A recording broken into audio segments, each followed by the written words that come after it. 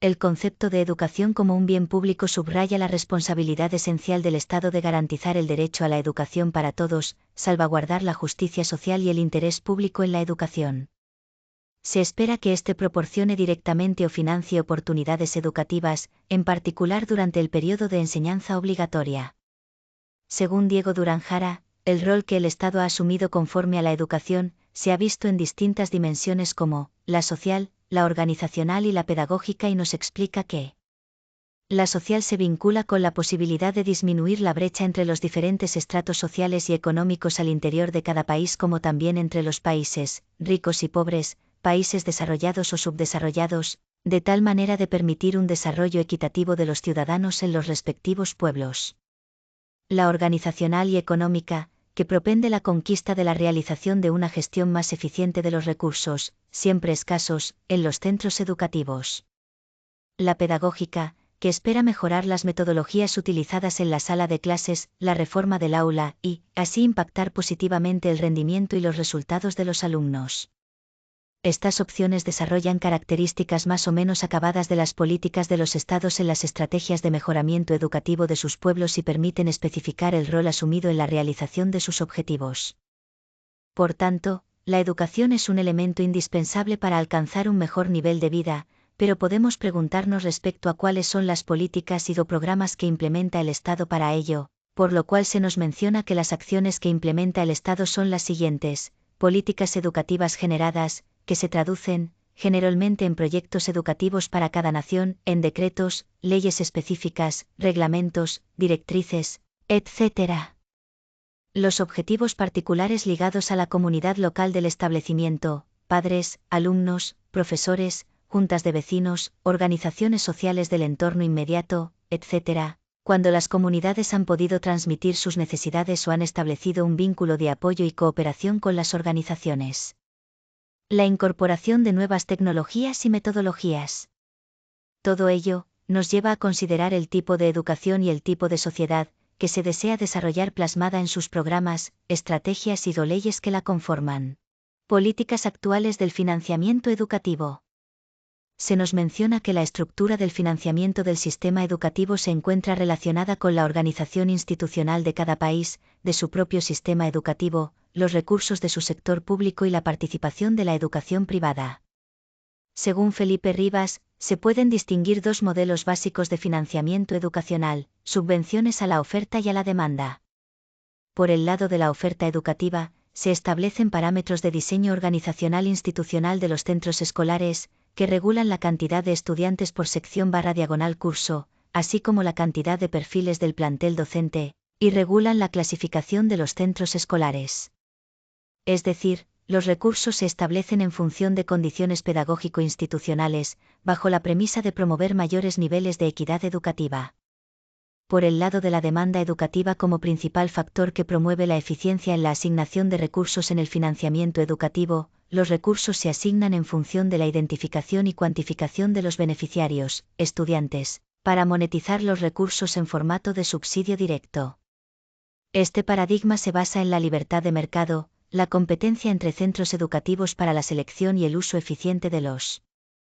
Por otra parte, según la UNESCO, el gasto público, corriente y de capital, incluye el gasto del gobierno en instituciones educativas, tanto públicas como privadas, administración educativa y subsidios para entidades privadas. En el caso específico de los Estados Unidos y otras entidades podemos mencionar los siguientes programas para la gestión de la inversión en el Plan Nacional de Desarrollo del PIB que cada país aporta al sector educativo. En el PND 2018 a 2024 se implementó 30 proyectos y programas prioritarios para el país, que se adaptan o van de acuerdo a 4 objetivos de desarrollo sostenible, entre ellos, la beca Bienestar Educación Básica, la beca Bienestar Educación Media Superior y Jóvenes Construyendo el Futuro.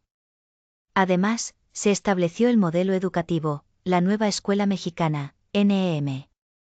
En el PND 2025 a 2030, se propone ampliar las becas, que ya representan la más grande inversión en la historia, con 11.3 millones otorgadas. Plantea invertir en la primera infancia, junto con fortalecer la educación media superior orientada también al trabajo y expandir la oferta de la educación superior. Se propone dignificar la labor de los docentes mejorando sus niveles de ingreso. La nueva escuela mexicana seguirá y se fortalecerá. La infraestructura escolar continuará siendo atendida a través del programa La Escuela es Nuestra, que ya ha atendido 173,000 planteles. El financiamiento educativo en nuestro país se puede dividir en varias fuentes principales. Gobierno federal, a través de la Secretaría de Educación Pública, SEP. Gobierno estatal, cada estado tiene la responsabilidad de complementar los recursos federales y gestionar sus propios fondos para la educación, lo que puede llevar a disparidades significativas. Otros. Inversión privada. Aunque menor en comparación con los fondos públicos, la inversión privada también juega un papel, especialmente en el sector educativo superior y en instituciones privadas. Cooperación internacional. También, podemos mencionar el proyecto de presupuesto de egresos de la Federación, PEF, el cual asigna recursos a la educación en 3 ramos. El ramo 11 es el que administra la Secretaría de Educación Pública, SEP, para todo el país. El ramo 25 que se dirige para sostener al sistema educativo de la Ciudad de México. Por último, el ramo 33 es el mecanismo que transfiere recursos federales que recibirán los demás estados y municipios para atender las demandas educativas. Cabe mencionar que en el ciclo escolar 2023 a 2024, el sistema educativo nacional estuvo conformado por 34,8 millones de estudiantes, casi 2,2 millones de docentes y 261.749 escuelas. La matrícula atendida por el sector público fue 84%. Respecto a la distribución por tipo educativo, 68,7% correspondió a educación básica, 15,8% a media superior y 15,5% a superior. Programa de becas para el bienestar.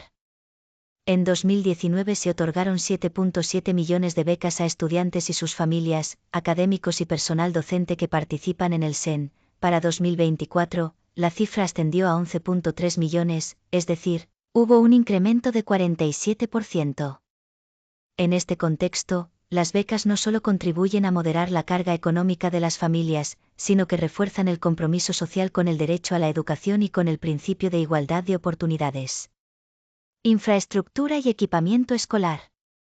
En el ciclo escolar 2023 a 2024, 80,5% de las escuelas primarias y secundarias públicas del país contaban con agua potable, 95,4% con electricidad, 40,4% con conexión a Internet, 85,9% con lavabo de manos, 92,9% con sanitarios independientes, 26,2% con infraestructura adaptada para discapacidad y 49,6% con computadoras para uso educativo.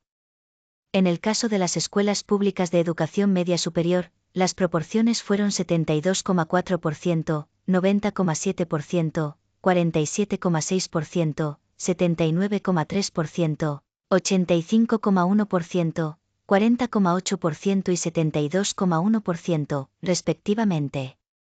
Los actores educativos se convierten en sujetos de política educativa, suelen ser reconocidos como elementos centrales en la instrumentación de aquella y mejora de la educación. Así, por ejemplo, las políticas educativas definen las competencias profesionales y los roles que habrán de desempeñar los directivos y docentes en las escuelas. Las actividades de estos actores tienden a ser realizadas en el marco de esa política y de un enfoque pedagógico determinado, que las regula y orienta para el logro de ciertos objetivos político-educativos. Para cumplir con lo estipulado en esa política, se establecen, a su vez, políticas específicas de formación y evaluación dirigidas a docentes y directivos, operacionalizadas a través de programas, cursos, talleres, de actualización. Los programas rara vez son evaluados para determinar su efectividad o impacto en la formación de los propios docentes y directivos, así como en el aprendizaje de los alumnos, en el trabajo en el aula y en la vida de la escuela. Dependiendo del nivel educativo, algunos adquieren más preponderancia que otros. Por ejemplo, en preescolar y primaria los comités de padres de familia suelen tener un peso que en niveles superiores no tienen, y, por el contrario, en las universidades los movimientos estudiantiles históricamente han sido sujetos clave. Casco-Peebles, 2007, p. 2. También hay distinciones según las coyunturas históricas y las regiones. Por citar un caso, el sur mexicano tiene un actor sindical especialmente movilizado, la Coordinadora Nacional de Trabajadores de la Educación, que ha hecho que solo 4 estados, Michoacán, Guerrero, Oaxaca y Chiapas, reúnan 82,65% de las jornadas individuales no trabajadas, hint, en la educación básica de México durante el periodo 2012 a 2022. Podemos concluir que la relación entre el Estado y la educación es dinámica, con varias dimensiones, que podemos ver en la gestión de los recursos económicos que se dispone para el área educativa, y cómo son aprovechados estos, ya que como pudimos observar con los cuadros la educación básica es primordial ya que es la primera etapa, el primer contacto con la educación de las personas, y dependiendo de su calidad, de la relación entre la institución educativa y los alumnos, influirá en que las personas continúen o no sus estudios, y se inserten en el mercado laboral. También podemos pensar en que la inversión escolar por parte del Estado evitará la deserción escolar en cualquier nivel. Entonces, la elaboración de la presente actividad me ha permitido tener claridad en la gestión de los recursos económicos en la educación, puesto que como revisamos no solo el Estado influye, sino también otros actores en la formación de políticas educativas, por tanto como futuros pedagogos, podemos influir en ellos para modificar la educación en México.